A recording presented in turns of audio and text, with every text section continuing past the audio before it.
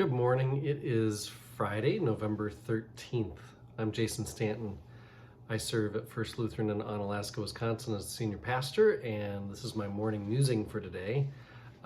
Recently I was doing something in the yard with leaves, right? It's that time of year. And when I do that, I listen to podcasts. That's where a lot of my musings come from.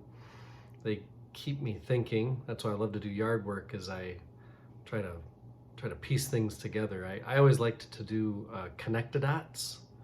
That was my favorite pastime as a kid.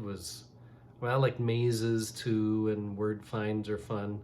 But connect-a-dots, you never know exactly what you're gonna make until you get about halfway through it, and then you're just super excited to connect all the rest of the dots to see what the finished picture looks like. And I think adulthood is one big connect-a-dot experience.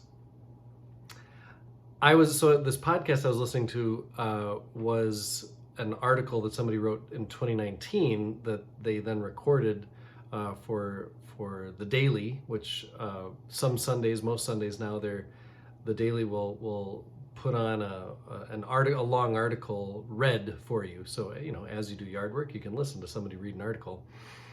This article centered around, I believe it was called Lost in the Deep, and it centered around the USS Wasp, which was an aircraft carrier that sunk in the Pacific in September, what did I write down here? September 15th, 1942. I'm a history nerd, and so that story was interesting to me, but there's a story within this story that just really, the story itself was amazing, but one line from one of the sailors just really, really struck me and helped me connect some dots. It's a letter from Lieutenant Commander John Joseph Shea, and he has a 5-year-old boy back home, and he writes this letter to his son, and here's what it says. This is June 29, 1942. Dear Jackie, this is the first letter I've ever written directly to my little son, and I am thrilled to know that you can read it all by yourself. If you miss some of the words, I'm sure it'll be because I don't write very plainly. Mother will help you in that case, I am sure. I was certainly glad to hear your voice over the long-distance telephone. It sounded as though I were right in the living room with you. You sounded as though you missed your daddy very much. I miss you too, more than anyone will ever know. It's too bad this war could not have been delayed a few more years so that I could grow up again with you and do with you all the things I planned to do when you were old enough to go to school. I thought how nice it would be for me to come home early in the afternoon and play ball with you and go mountain climbing and see the trees and brooks and learn all about woodcraft and hunting and fishing and swimming and things like that. I suppose we must be brave and put these things off for a little while. When you're a little bigger, you'll know why your daddy's not home so much anymore. You know we have a big country, and we have ideals as to how people should live and enjoy the riches of it, and how each is born with equal rights to life, freedom, and the pursuit of happiness. Unfortunately, there's some countries in the world where they don't have these ideals, where a boy cannot grow up to be what he wants to be, with no limits on his opportunities to be a great man, such as a great priest, statesman, doctor, soldier, businessman, etc.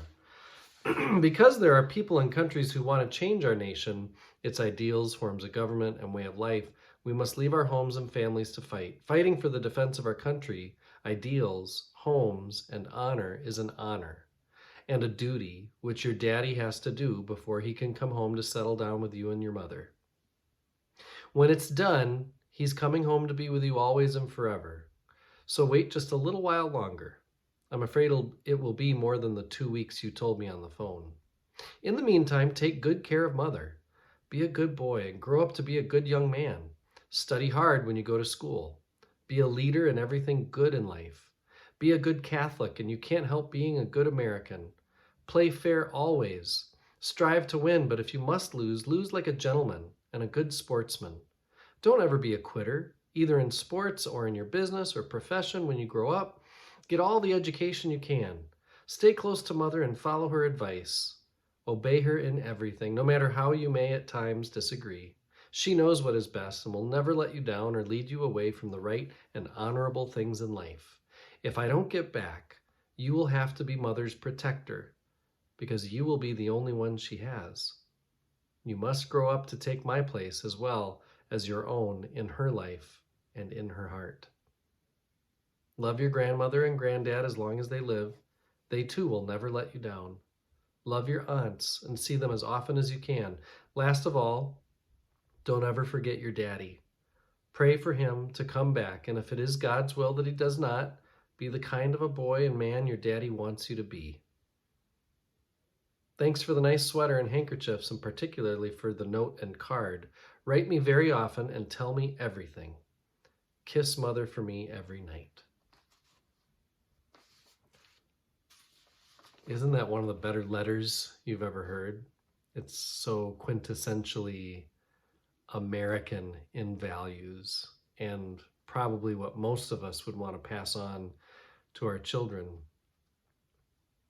The line that struck me was toward the beginning. It's too bad this war could not have been delayed a few more years so that I could grow up again with you and do with you all the things I planned to do when you were old enough to go to school.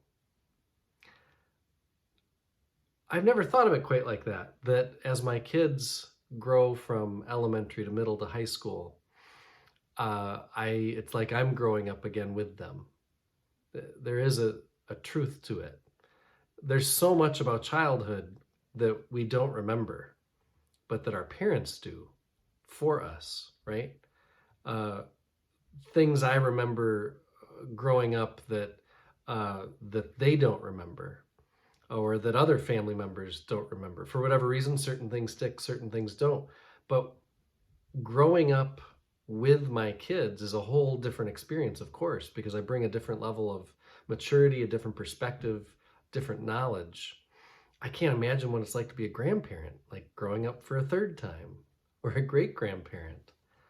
My daughter, Sophia, is going to be 16 tomorrow. Sweet 16. And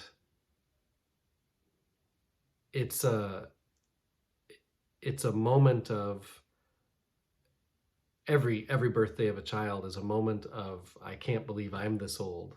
I can't believe she's this old. But 16, there's something, we're sneaking up on adulthood here, right? And I even hear the John Cougar Mellencamp song in the back of my head this time. Hold on to 16 as long as you can. Changes come around real soon, make us women and men. Dum, dum, dum. That's Jack and Diane, if you don't recognize it. But as I think of this ride that is parenthood, and on a Friday after a long week, I guess the dots I put together are that I get to, as a parent, grow up with my kids.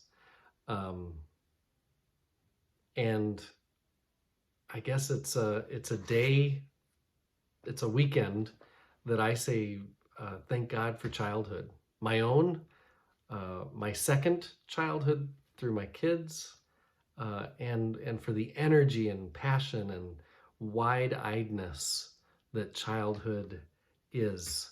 And so I give thanks to God for the memories of childhood and each time we return to it. Amen.